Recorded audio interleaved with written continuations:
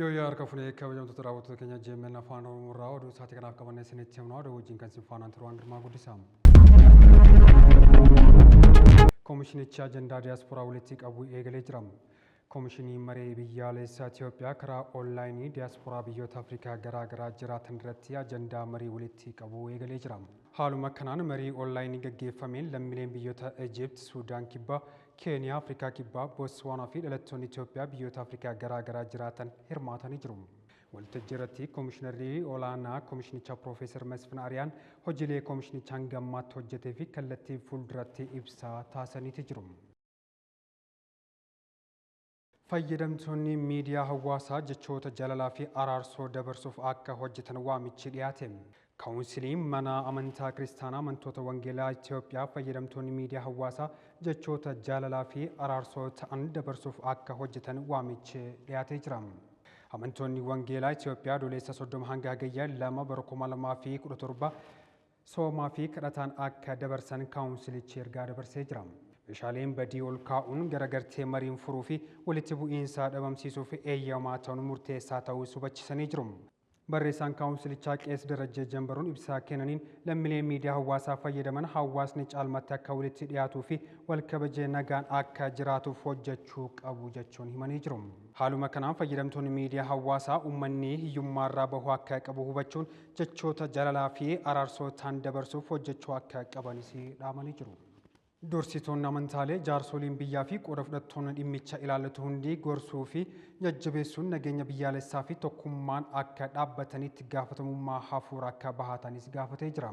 Amantoonni wangeelaa akkuma kanaan dura raawwataa turan guyyoota qaammee nageenya biyyaaf jaalala uummataa fi tokkummaa akkasumas guddina biyyaaf akka kadhatan waamicha dhiyeessanii jiru. Qabxiin qormaata kutaa jaaffaa ifoome.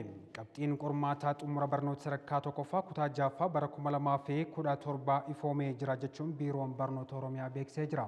Biiroon barnootaa bara 2017 barattoota qormaata naannoo kutaa jaaffaa fudhatan 500 fi 37 fi 848 keessaa 85 gara kutaa taanutti darbanii jiru. Kaampaanii miidiyaa hawaasaa guddichi meettaan ji'oota 3 darban bu'aa olaanaa argachuusaa beeksise. Kaampaaniin miidiyaa hawaasaa guddichi meettaan ji'oota 3 darban bu'aa olaanaa argachuusaa beeksisee jira.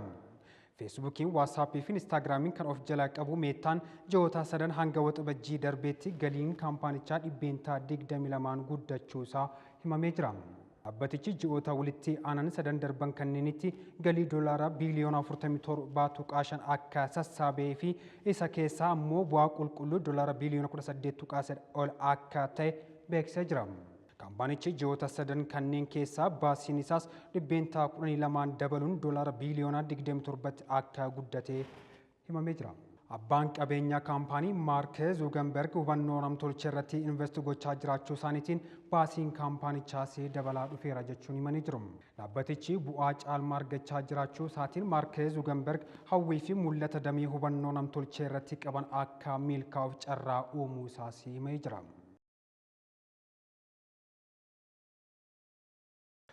Pireezidaantiin Ameerikaa Doonaald Tiraamp Kaanaadaan Filisxeemiif beekamtii kennuun ishee waliigaltee daldala keenya rakkisaa ni taasisa jechuun himan. Kaanaadaan Filisxeemiif beekamtii biyyummaa kennuun sa'aatii 12 booda pireezidaantiin Ameerikaa Doonaald Tiraamp miidiyaa hawaasaa isaanii Truth Social deebii kennanii jiru. Kaanaadaan biyyummaa Filisxeem akka deeggartu beeksistee jirti. Kun Kaanaadaa wajjin waliigaltee daldala goonuu rakkisaa taasisaa jechuun Doonaald Tiraamp kan himan. Akeekkachiisni Kaanaadaaf kenname kun yeroo isaan biyyoonni taarifni hamma yoonaa irraa hin kaa'amne wajjin waliigalteen daldalaa yeroo gahuu fi jiranitti akka ta'e himamee jira. Biyyoonni kanneen akka Ingiliz, Kooriyaa Kibbaa fi Jaappaan akkasumas miseensonni gamtaa Awurooppaa dhihoo Ameerikaa waliin mi'oota Ameerikaa irratti gurguran irratti hamma taarifa murtee qabachuu fi waliigaltee raawwatanii jiru. Ta'us biyyoonni kaan kanneen akka Chaayinaa fi Meeksikoo ammallee waliigaltee irra hin geenye. Tiraamp hamma hagayya tokko waliigaltee irra yoo hin gahamne taarifni caaluu hojiirra ni oola jechuun himaniitii jiru.